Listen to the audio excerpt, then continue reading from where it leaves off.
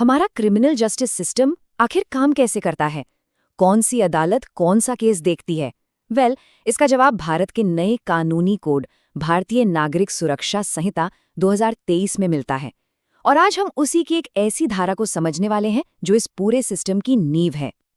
चलिए सीधे कानून के शब्दों पर ही नजर डालते हैं। हाँ, मानता हूं ये भाषा थोड़ी कानूनी और मुश्किल लग सकती है, लेकिन हमारी आज की पड़ताल यहीं से शुरू होती है। असल में इन शब्दों में एक पूरा नक्शा छिपा हुआ है जिसे हम मिलकर समझने की कोशिश करेंगे। तो सवाल यही उठता है कि इस कानूनी कोड के पीछे न्याय का कौन सा खाका, कौन सा ब्लूप्रिंट छिपा है। चलिए अगले कुछ मिनटों में हम इसी योजना की परतें खोलते हैं और देखते हैं कि हमारा सिस्टम असल में बना कैसे है। तो सबसे पहले ये नई संहिता यानी BNSS आखिर है क्या? देखिए, आसान शब्दों में कहें तो ये हमारे क्रिमिनल जस्टिस सिस्टम की रूल बुक है। सारी की सारी प्रक्रियाएं इसी के आधार पर चलती हैं। और इस पूरी रूल बुक में ये धारा 6 समझ लीजिए इस पूरी इमारत की नींव है।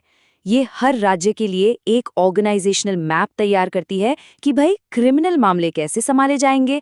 ये हमें बताता है कि जमीनी स्तर पर, ग्राउंड लेवल पर सिस्टम कैसा दिखता है। अब आते हैं इस पूरे विश्लेषण के दिल पर। ये धारा 4 अलग-अलग तरह की अदालतों की बात करती है जो मिलकर इस पूरी संरचना को बनाती हैं। तो चलिए देखते हैं ये 4 क्लास कौन कौन सी हैं।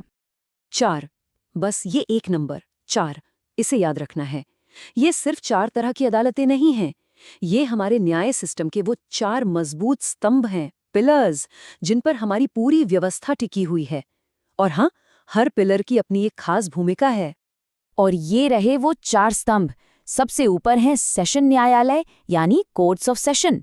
फिर आते हैं 2 तरह के जुडिशियल मजिस्ट्रेट, फर्स्ट क्लास और सेकंड क्लास। और आखिर में चौथे नंबर पर हैं कार्यपालक मजिस्ट्रेट। ये रहा हमारे क्रिमिनल जस्टिस सिस्टम का पूरा ब्लूप्रिंट। ठीक है, तो नाम तो हमने देख लिए, लेकिन इनका काम क्या है? मतलब क्या है इनका? चलिए अब एक एक करके इन्हें जरा करीब से समझते हैं। तो इस हायरार्की में सबसे ऊपर एकदम टॉप पर आते हैं कोर्ट्स ऑफ सेशन। किसी भी जिले के अंदर ये सबसे ऊंची आपराधिक अदालतें होती हैं। जितने भी गंभीर आपराधिक मामले होते हैं उनकी सुनवाई यहीं होती है।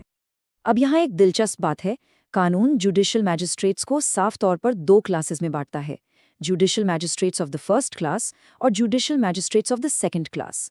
आप इन्हें एक सीढ़ी के 2 अलग-अलग पायदान की तरह देख सकते हैं, जहां हर पायदान पर अलग-अलग गंभीरता के मामले सुने जाते हैं। अच्छा, इससे पहले कि हम आगे बढ़ें, 1 मिनट रोककर मजिस्ट्रेट शब्द का मतलब समझ लेते हैं। बहुत आसान शब्दों में मजिस्ट्रेट एक न्यायिक अधिकारी होता है जिसका काम कानून को लागू करना है। ये अक्सर क्रिमिनल मामलों के शुरुआती दौर में और छोटे-मोटे अपराधों की सुनवाई में एक बहुत ही अहम भूमिका निभाते हैं। और अब बारी है हमारे चौथे और आखिरी स्तंभ की, और ये बाकी तीनों से काफी अलग है। ये हैं कार्यपालक यानी एग्जीक्यूटिव मैजिस्ट्रेट्स। इनका काम जज की तरह सजा सुनाना नहीं है, बल्कि एडमिनिस्ट्रेटिव है, मतलब कानून और व्यवस्था बनाए रखने में मदद करना।